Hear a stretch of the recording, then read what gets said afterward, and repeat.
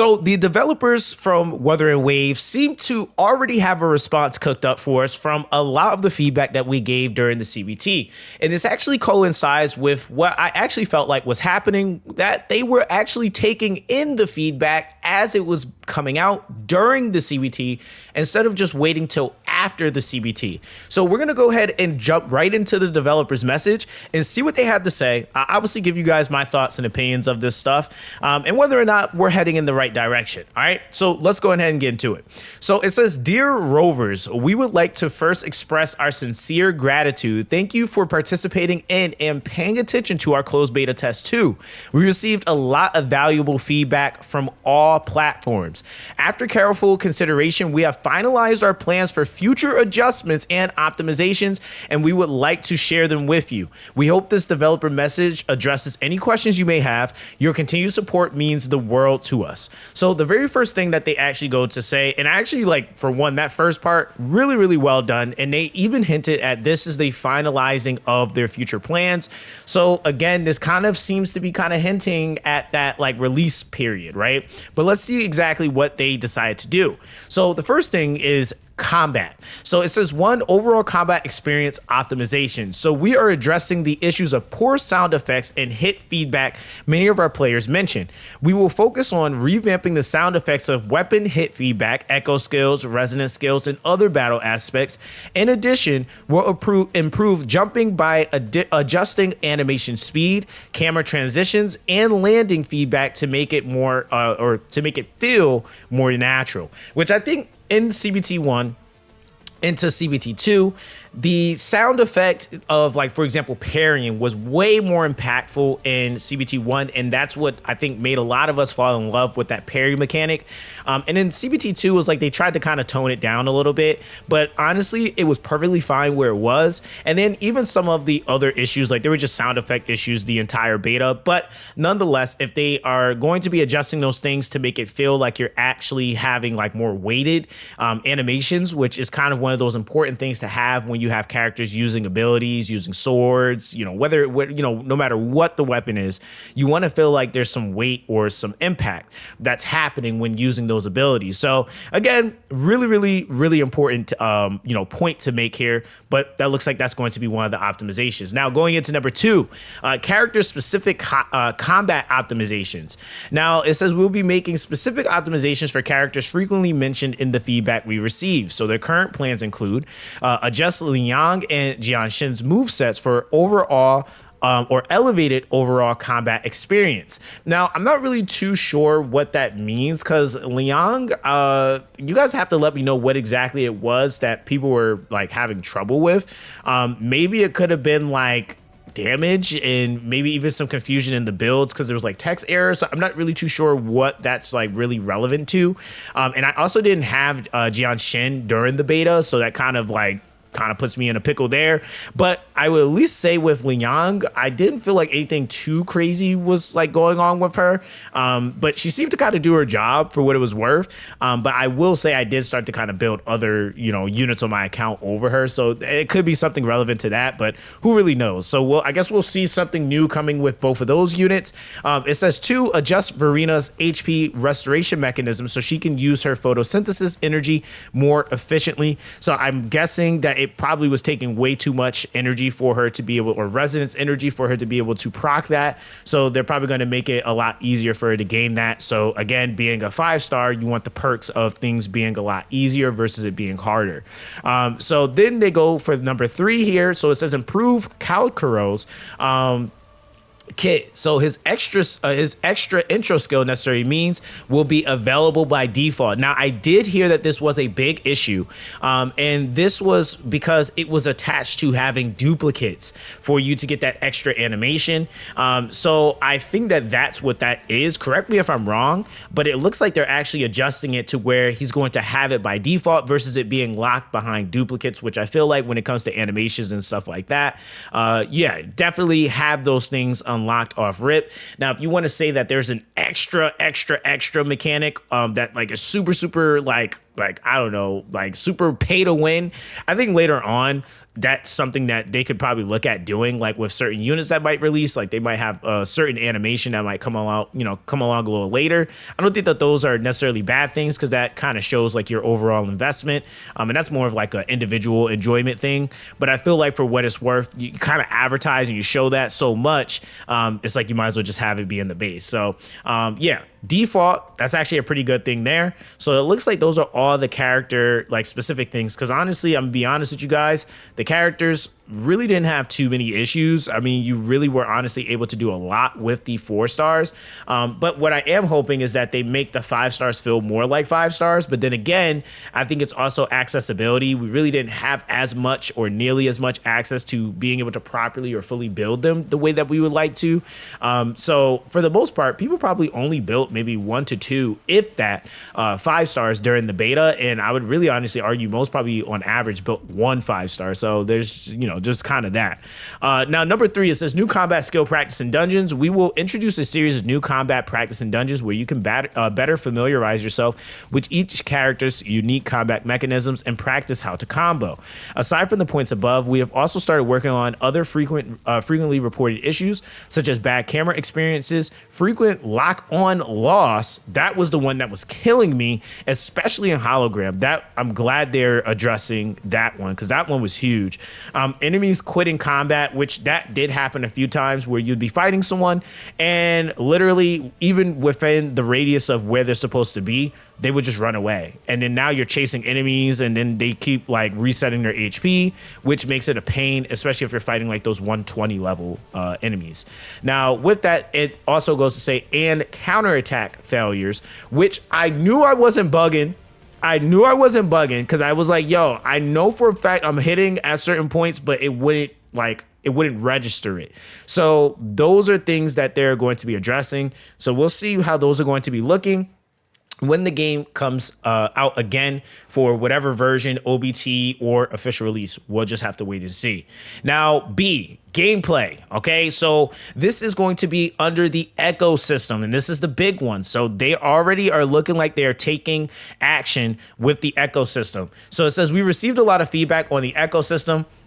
Thank you so much for taking the time to test out the system and providing valuable suggestions. And that's the thing, guys. I will say, at least from what I know with Kuro, they were looking for this feedback, because they probably were trying to see, like, on a much higher scale, how is this going to be? So it says, we received many suggestions and concerns about how the echo hunting experience was too grindy, how the game lacked disposable options for unwanted echoes, and other issues. To address these issues, we are planning to implement the following changes. Make it easier, and this is one, make it easier to obtain various echoes. We plan to make echoes available through participating in in-game events, completing daily activities, and other means. Now, I did mention this in a video that I did feel like that was going to be the case, because you are able to get the phantom, aka shiny echoes, from some of the events that they at least presented in the game. So that was kind of one of those, like, we have to kind of wait and see situations, because if they have events rolling in or rotating in enough to where it's, hey, play the game, you get these, it's probably going to end up like factoring or filtering out depending on what you're able to farm. I think obviously if they were to do them attribute specific, where certain, like, fandoms are accessible, you allow players to be able to choose an attribute that they need for, like, say, like, havoc damage, or say doing just one of the elemental damages for a player would be probably very beneficial. But then again, I'm pretty sure depending on what comes out, what freebies they decide to release, if there's a character that comes out, it'll probably be correlated to that character's attribute. So we just have to wait and see how they'll do that specifically. But nonetheless, if they have that consistently happening, I think that could be a very, very good thing. Now with that, they go to 2. So provide a better way to dispose of unused or redundant echoes. So you will be able to recycle unenhanced echoes by converting them into random new echoes of a type you have unlocked. And that's pretty important, because And the reason why it seems like they're doing that is so that you can, one, still be emphasized or be pushed to want to go and find different types of echoes. But then two, if you already have unlocked it, then now you can create a random one of a type you've unlocked, which I think is actually that's pretty massive, because now there's that exchange of currency. So you're not just having these echoes sitting on your account and they do absolutely nothing. Now, the other thing that they go to say under that is return tuners when tuned echoes are consumed. Whoa, that's massive. Okay, so that's massive. I mean, there you go. That's a fix right there. You get your returners back if you use them on an echo and you have to then fuse them into another echo. So when they are consumed, you get your turners back. There's your problem solved right there. Then when you use tuned echoes to upgrade other echoes, a designated percentage of tuners you previously used will be returned. So there's that. It will make it easier to get your desired substats. Okay. So they're going to make it easier for us to get the substats. So I'm assuming they're probably going to cut down the number of like randomness behind the RNG of it, which would be really good. So that I'm not complaining about. We will take that. Then we will raise the minimum numbers you can get with substat rolls. Ooh, okay. And then narrow the range of possible rolling results. Okay, so that's actually really, really good. Okay. Then they go to say we will optimize the auto-equip echoes mechanism. Additionally, we will improve Inferno Rider's echo skill to add a new transformation mode. When equipped, you can transform into the Inferno Rider, and we will be developing even more new events and new gameplay centered around the echoes to improve them based on your feedback to create a unique experience. So it looks like we now can transform into them, kind of giving us a little bit of that mount taste there, which I think is actually pretty cool that they decided to do that. And this does seem a little bit sporadic, but I'll take it. So yeah, that was pretty fire. Now the next thing that we have going on is for new content or depths of the elusive realm. So we'll add a tutorial stage for the depths of the elusive realm to help beginners better understand and enjoy this gameplay. More playable characters will be added to the depths of the elusive realm, and a lot of players were complaining about that. They felt like being locked to only 3 options wasn't a good thing, but they're going to be opening that up. So additionally, you will be able to use trial characters in this mode. Meanwhile, new high difficulty events and special boss mechanisms will be added for you to challenge. Yes, I'm actually hyped for that because that mode is fun. So we're also working on other gameplay issues mentioned in your feedback. Here are a few examples. So drops from supply chests or enemies in the wild will automatically be picked up. Nice.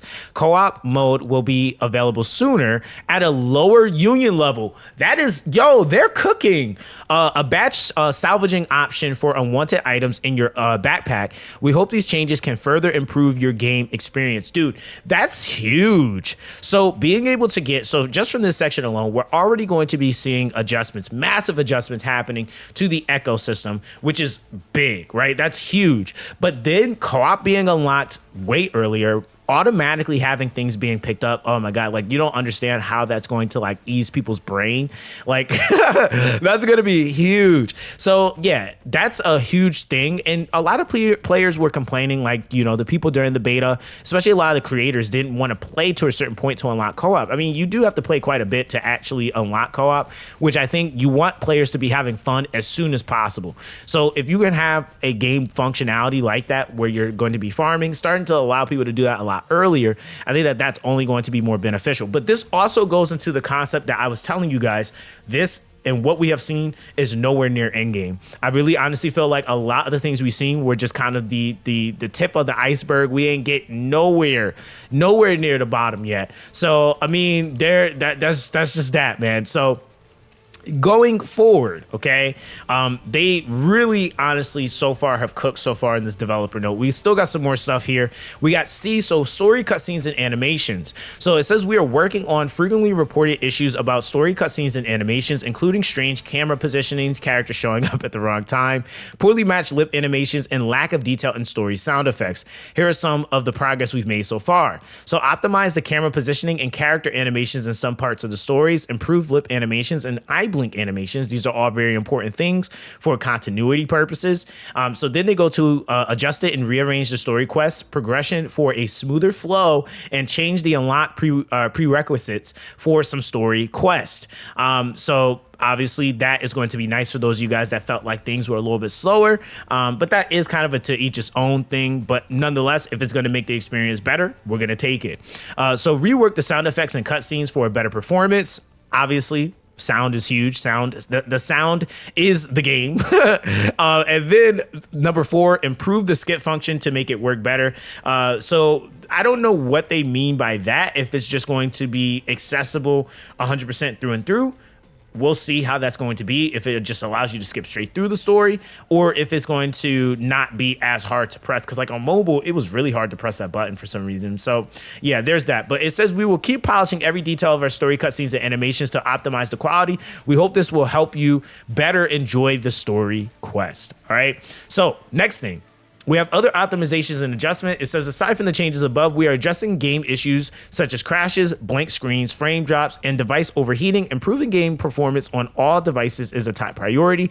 We're also improving the character and environment designs and adjusting the UI for easier navigation. Now it says new events and story content are in early development, and we'll share our progress with you. So that's one thing they have been very consistent with doing. So we just have to wait and see. Now, localization, which is another thing that a lot of people are talking about. We take localization quality very seriously, and it is also a big part of our future optimization plans. We will continuously improve the localization quality based on your feedback, and we're working on adding ENJPKR voiceovers for stories and character voice lines. Thank you for your patience. So again, one thing I'm not seeing here, which I felt like a good amount of people mentioned, was UI. I definitely think that would be worth, creating a more immersive and in-depth UI, but I think that is something that can happen at any point. I definitely think they should revisit it. But yeah, that's definitely, oh, actually, I'm lying. They mentioned it in the thing above. Don't pay me no line. So they're adjusting the UI for easier navigation. So I'm assuming that might mean that they might actually make it look better. So, okay, they did address it.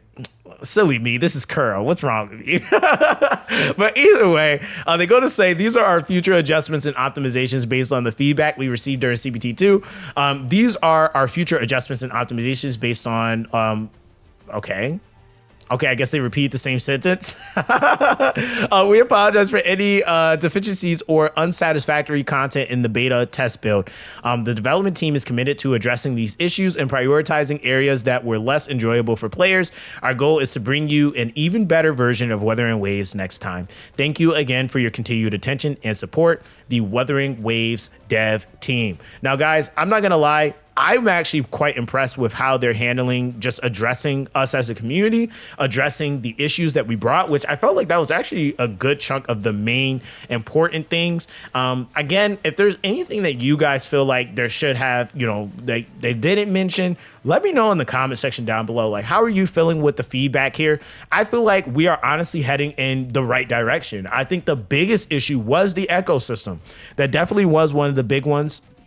So I'm actually pretty hyped that they decided to, kind of show us that they have the capability of listening. And like I said, this seemed very proactive. It didn't seem like they waited, like to the day of to start reading feedback. I think they were reading feedback as they were getting it. And this kind of goes into what I know of Curl, is that they were proactively working on these things and figuring out a solution, because it's only been a few days since the beta ended. So to already have a well thought out plan for, what they want to do, they were thinking about this for the last few weeks already. So yeah, that's huge, right? But nonetheless, let me know what you guys think in the comment section down below. Make sure you guys like and subscribe for more Wuthering Waves content. But that's going to be that, guys. Everyone, stay blessed, and I'll catch you guys in the next one.